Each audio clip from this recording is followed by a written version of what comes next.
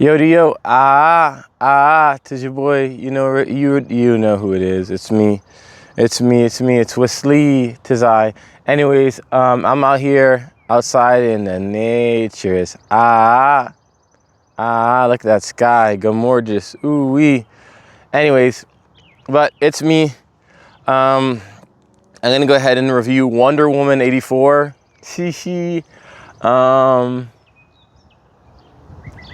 Yeah, it's so good outside right now. It's so good. But yeah, Gal Gadot, Pedro Pascal, Chris Pine, Christina Wig as Cheetah. The director was Patty Jenkins. The writer was Patty Jenkins. Geoff Johns, John Callahan. The story was by Patty Jenkins, Geoff Johns. I don't know. Because I was like just listening to this because I just needed like background stuff while I'm writing something entertaining. But I was listening with the audio descriptions on, but I just found that this movie was really, really good, especially towards like the midway through the second act and the third act. I thought it was really, really strong. I have like a sore here under my mouth, so I might feel like I'm sounding weird, but I'm just sounding normal.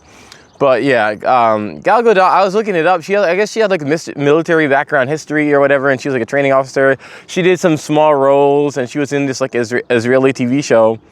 But really, it was Fast and Furious that really like set her off to like a new heights. Basically, she did Fast and Furious. I think it's 6 or 7, and then doing that, basically, she got the other roles. It might have been Fast and Furious 4. I think it might have been Fast and Furious 4, basically. That like she basically started her career and became this like super person. And in Fast and Furious, she got the Wonder Woman role. But yeah, you know, like I'm always very weird. It's just like, oh, you're a model, like or the male model, female model, whoever it is. If it's like, oh, you have a symmetrical face and you have a bold appearance to you, let's just give you the role. It's like I wouldn't want to be based on society's just like prejudiced views on how people should look and things like that. But that being said, Gal Gadot, she did an amazing job. I think she's actually really good. I was kind of a Gal Gadot hater, and I also really don't care about the Wonder Woman character, but I thought it was a good job. It was well done. And yeah, I think she's just a really good person to be Wonder Woman, you know? I think this movie was really good, and I know there's a lot of discourse online, and people were saying that this movie has mixed reviews, but mainly I think it's because it came out during COVID, and like no movie was doing good during COVID. Everything kind of bombed, and no one was really out. So it's like, again, you can do a lot of things digital, but once you see face to face, you really get more of all the little micro cues, the energy, the feeling, just so much more happens in real life because it's actually real, and you can get a better feel of people, and you can also get a better feel of the film. So sometimes a movie can not do well in real life and do well online, and vice versa. But but normally, like, you watching a movie in person, just like live music, is always better in person. So they say. But yeah, I think this movie would have done a lot better if it wasn't during COVID. But I think Wonder Woman 1984 was fantastic. I think it was very interesting.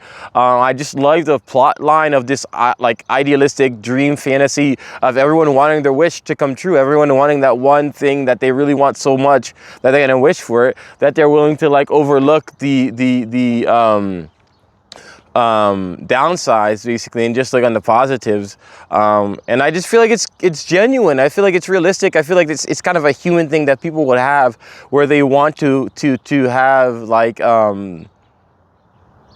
don't know, where they want to be what they wanted to be, you know, and that's the flaw and the crux of what Gal Gadot's character, Diana Prince in this, or Diana of Themyscira, basically, is that she wants Chris Pine to come back because he died in the first one. Spoiler alert. And she doesn't get that, and now she has a chance to get that, and she's kind of ignoring things. But that being said, that is probably one of the weakest parts about this movie, is that like, if she's Wonder Woman, the savior of people, she would not like let people be getting hurt or dying just because she wants to like be with Chris Pine's character. I don't know. It's a really big problem for what the movie is, for Wonder Woman being this savior of humanity and this really like good person who just cares about helping people, you know, and she has this blind optimism to help people, and she's gonna like hurt the world and hurt people and potentially stop people from dying or getting harmed and hurt because she wants to be with Chris Pine. It's a very weak plot line. And just some of the escalations in the story were kind of like, they just seem outlandish for what the story is, you know? And Pedro Pascal's character, he just moves so fast with the wishes in his power. We're just, again, like this, there's so much, it just kind of like, the movie didn't really have the realism that it wanted to really have this movie feel good. And then the ending, and again, the casting is good, the directing is good. Patty Jenkins does a solid job. She did this, I think she directed the first one. She also did a solid job in that one. It's not a flaw in the directing, and I love how towards the end of the film, one of the last frames is Gal Gadot's real life husband and things like that. I just love there's Easter eggs in this that make sense, that are fun, that are interesting. It's just the adding up and the culmination of all these like miscues of this movie that hurt it. And I can overlook those things and be like, this is a good movie, I enjoyed it. And I do think it's a good movie and I enjoyed it. But I do understand how a lot of other people would see a lot of flaws with this movie and how it would get mixed reviews, because even though it's good and interesting and fun and it's a good journey of this kind of like snake oil salesman who is down on his luck and like kind of like bullied, becomes this kind of con man kind of character who been looking for this thing. He finds it and he can get his wishes, and he just wants more and more power basically, and he just wants his ideas to come true, his fantasies basically to come true, and he kind of knows no limit and he just kind of goes extreme. It's believable, right? But the problem is, it's just like how it happens. They set it up in the first act as more realism, and then they kind of go outlandish. And then it's kind of just like all over the place, where if he really had the wishes, there's just so much big flaws where like, if he really could just wish for whatever he want to, he wouldn't wish for all these like side character, side quest roles. He would just be like, I want to be a rich person in the world. And he wouldn't have to worry about the oil or anything like that. So a lot of the movie, especially in the second, third act, which I think is really good, they just like, and then the ending of the movie, or towards the finishing of it, it just goes to a, like, I feel like if this movie was more grounded and had a little bit more of a drama type of approach, I feel like it would have made more sense and had better, I feel like just the weight is uneven throughout the film, where it's like, this is really heavy in emotion, this is really important, this is really nonsensical, this is really outlandish, this is really over the top, this is like it was just not a consistent story. The screenplay definitely had flaws, but I just think the idea, the feeling of it was good. I liked how it was like wishful thinking has a big flaw, and then you're seeing that throughout the entire film, and I think that made sense. But and I think it ended well. It's just that like there's so much times where they went into this random stuff where I'm like, okay, why are you in the Middle East at all? If you have a magical, if you have this magical wish maker, why would you go to the Middle East? You know, why would you go to all these countries? Why would you have all these side plots? Why would you be asking all these people for their powers, where initially you could have asked for your wish and then tricked random people on the street, like literally walked outside, asked random people for their powers and things like that. I feel like that the direction of the story didn't make any sense, and it was just a lot of like, you're jumping through all these hoops when you could have just did the thing you wanted to do in the first place. And it hurts the movie so much. For anybody who's critical, like me, I'm a critic, but I also can like overlook flaws and mistakes of a story to understand the entire essence and like the main point of what somebody's trying to say. I understand the big picture, but I want to understand that like this is A to B. You're starting at the beginning of the movie, you're going to the middle of the movie, and you're going to the end of the movie. I can understand that and have some sort of countermeasure or autocorrectness for a story, but I do understand how like flawed and like just like out of character the movie is, because it just doesn't make any sense. Like, it's like, if he can just wish for all these things, he would have done it in like the first 2 seconds of the movie, and the movie would have been over. But they stretched it along, and they made it this like overcomplicated, like, oh, we have to do all of these things, jump through all these hoops for the movie to make sense. It's like, okay, like, and then Gal Gadot's character, again, she's not gonna fall for all these like scams or like these false wishes. She's this hardened warrior from Themyscira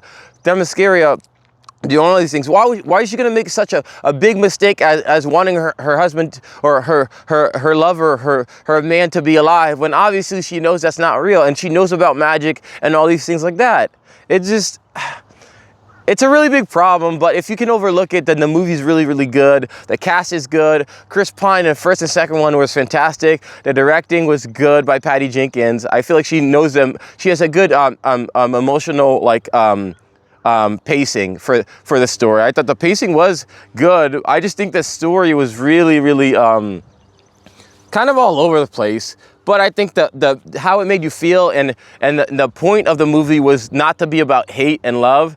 But I just kind of think it whiffed on it. Like, I think it hit kind of, but it's just like, and I really, really, really, this is my personal opinion, nitpicking. Oh, don't let me hit my microphone.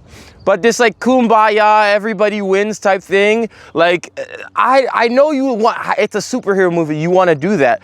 But I feel like just make it a little bit more, personal and clearer about you wanting everybody to win, because like everybody can't win. That's not how reality works, you know? Like, if I'm a crazy terrorist or like an evil villain or a sociopath or a serial killer or something, I shouldn't win. That's evil, you know, or it's bad. Or like, if I'm just a bully, I shouldn't win. So like, I really don't like movies do this every now and then, or like every so while, like every 1 in like 8 or 1 in 6, a movie will do, so it's like, the ending is kumbaya, everyone should love each other. That's not realistic, right? Everyone should love each other, everyone should want to be with each other and things like that. But it's just like, let's actually have some like, be kind and generous and respectful to people. You don't have to love everybody, you just have to like understand that everyone's a human being, and let's like create a world that everybody wants to live in, you know? Like, let's have solid principles and bases for love and humanity, and not just this idea that everyone should do this thing that's never gonna happen, you know?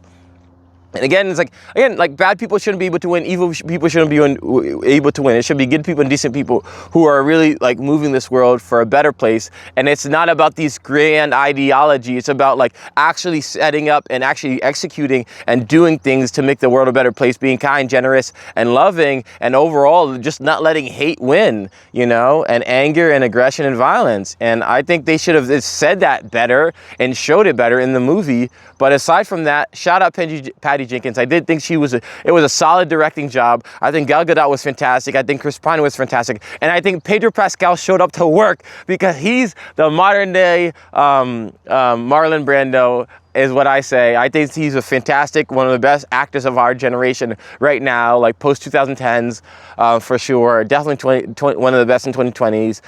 Even though Zendaya and Tom Holland are facing Hollywood. Yes, Pedro Pascal, always. He's so good. His range is fantastic. It's so fantastic. It's up there with Scarlett Johansson, as like one of the best for me. But yeah.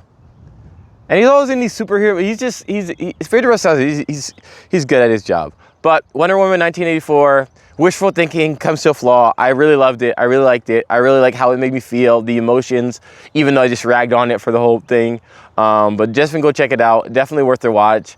Definitely, like, I don't know, a memorable piece of cinema, I think, because it's just so, like, I think it's just like, it's kind of simple, but I feel like it's not really like done well or at all for a lot of movies where it's just like, yeah, this is vain and stupid, but like, so are human beings a lot of times, you know? So like, I don't know.